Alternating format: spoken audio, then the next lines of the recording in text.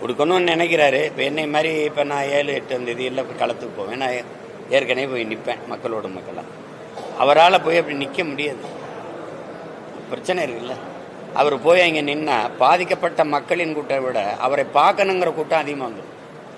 அப்புறம் அந்த பிரச்சனையை வேற சமாளிக்கணும். நீங்கள் அங்கே போய் கூட்டம் கூடி அதனால வந்ததுன்னா பாருங்க, அவரை பார்க்க இவ்வளோ பேர் கூட்டிட்டாங்க, அந்த பாதிக்கப்பட்ட மக்களுக்கு உரிய அளவில் செய்ய முடியல இதெல்லாம் அப்படின்னா அதுக்கு ஒரு விமர்சனத்தை வைப்பீங்க.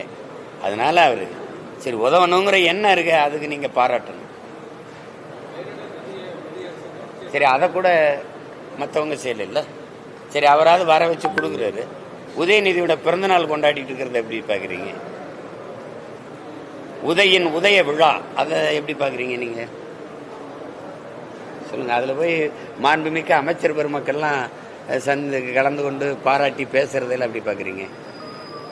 அவங்க தாத்தா நாங்கள் செத்து ஈழத்தில் விழும்போது ஒரு தெருவில் பறையோசை கேட்கும்போது, சாவுப்பறை கேட்கும்போது இன்னொரு தெருவில் மங்கள ஒளியும் கேட்டிருக்கிறது அப்படின்னு நினச்சிக்கிறதா?